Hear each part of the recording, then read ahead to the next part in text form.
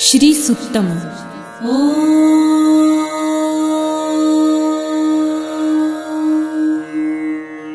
हिरण्यवर्णां हरिणीं सुवर्णरजतस्रजां चन्द्रां हिरण्मयीं लक्ष्मीं जातवेदो म आवह ताम आवह जातवेदो लक्ष्मीमनपगामिनीं यस्यां हिरण्यं विन्देयं गामश्वं पुरुषानहम् अश्वपूर्वां रथमध्यां हस्तिनादप्रबोधिनीं श्रियं देवीमुपह्वये श्रीर्मा देवी जुषताम् कासोऽस्मितां हिरण्यप्राकाराम् आर्द्रां ज्वलन्तीं तृप्तां तर्पयन्तीं पद्मे स्थितां पद्मवर्णां तामिहोपह्वये श्रियम्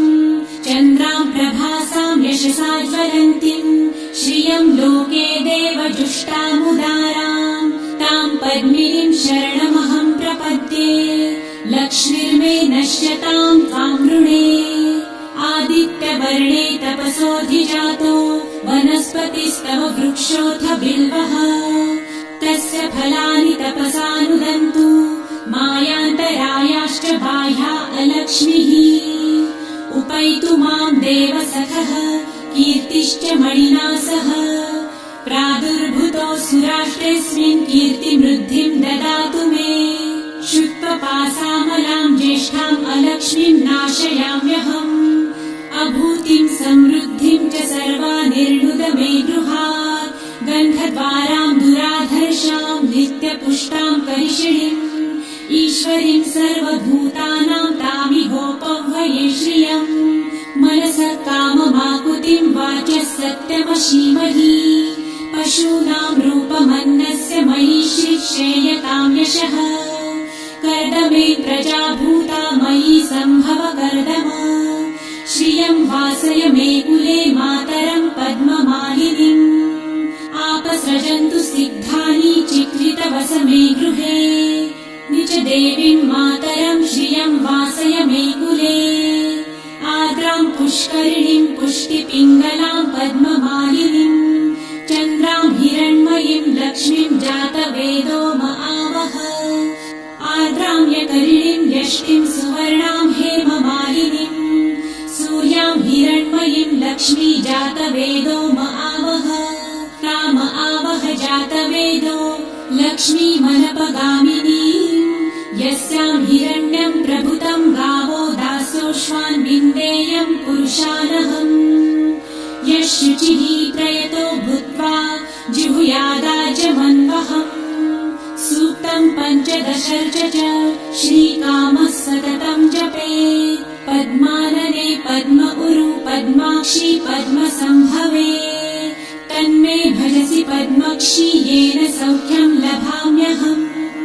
अश्वदायै गोदायै धनदायै महाधने धनं मे लभतां देवी सर्वकामांश्च देहि मे पद्मानने पद्मविपत्रे पद्मप्रिये पद्मदलायताक्षी विश्वप्रिये विष्णुमनोनुकूले त्वत्पादपद्मं मयि सन्निधस्त्वम् पुत्रपौत्रं धनं धान्यं हस्ताश्वादिगवेरथम् प्रजानां भवसि माता आयुष्मन्तं करोतु मे धनमग्निर्धनं वायुर्धनं सूर्यो धनं वसु धनमिन्द्रो बृहस्पतिर्वरुणं धनमस्तु मे वैनतेय सोमं पिबतु वृतः सोमं धनस्य सोमिनो मह्यं ददातु सोमिनः न क्रोधो न च मात्सर्य न लोभो नाशुभामतिः भवन्ति कृतपुण्यानां भक्तानां श्रीसूक्तं जपेत् सरसिजनिलये सरोजहस्ते धवलतरां सुखगन्धमाल्यशोभे भगवती हरिवल्लभे मनोज्ञे त्रिभुवनभूतिकरी प्रसीद मह्यम्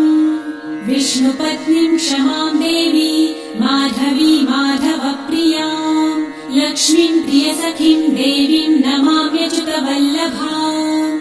महालक्ष्मीं च विद्महे विष्णुपत्नी च धीमहि